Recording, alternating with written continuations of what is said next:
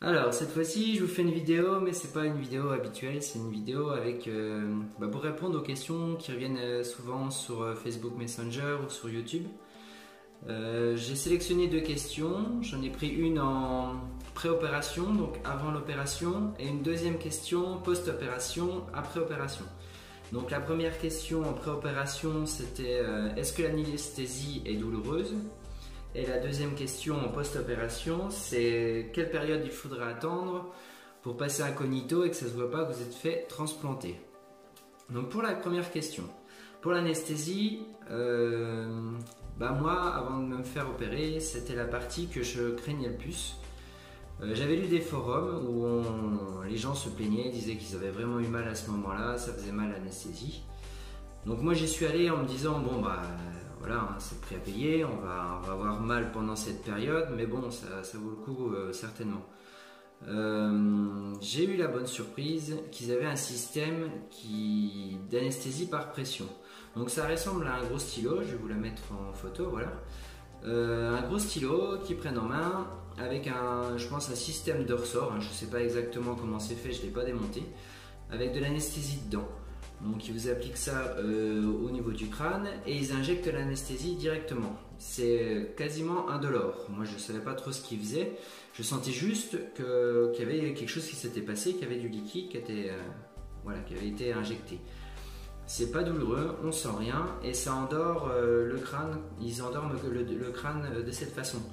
Donc ils font ça plusieurs fois, ils attendent un peu et puis après ils viennent vous piquer avec une petite aiguille pour voir si vous avez une réaction, si vous êtes endormi ou pas. Si vous n'êtes pas endormi, ils continuent à injecter avec ce système.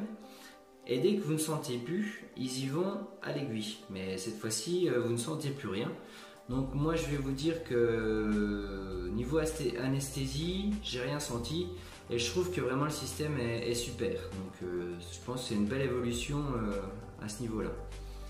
Donc pour la deuxième question post-opération.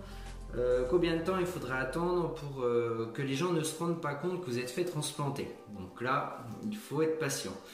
Parce que si on reprend un peu mes vidéos et vous avez vu un peu l'évolution, donc vous allez vous faire opérer, après vous allez avoir une période avec shampoing, lotion, après vous allez avoir des croûtes, après ces croûtes il va falloir les enlever, après les croûtes les cheveux vont tomber, une grande partie vont tomber de vos cheveux transplantés. Et vous aurez toujours des rougeurs. Donc moi je pense que si vous ne voulez vraiment pas le dire et le camoufler aux gens, il faut au moins attendre un mois. Donc un mois c'est énorme hein, comme période de congé. À un mois vous aurez vos cheveux qui seront tombés, vous aurez des rougeurs aux emplacements qu'ils ont travaillé, donc la zone donneuse et la zone receveuse. Voilà, c'est très personnel. Moi je sais que j'ai pas eu cette démarche, j'ai préféré le dire à mes collègues et prendre qu'une semaine de congé et rentrer frais et dispo et puis leur dire que ça s'était très bien passé que de prendre un mois, voilà. Donc si vous avez apprécié la vidéo, un like c'est pour le référencement et puis ça fait toujours plaisir. N'hésitez pas à vous abonner pour me suivre. Donc je ferai toujours la même démarche hein. Je vais bientôt faire la vidéo des 6 mois pour vous montrer au niveau cheveux où c'est que j'en suis. 15 jours après je ferai une petite vidéo avec des questions qui reviennent souvent et ainsi de suite. Et cela au moins jusqu'aux 12 mois pour vous montrer le résultat final. Voilà, à bientôt.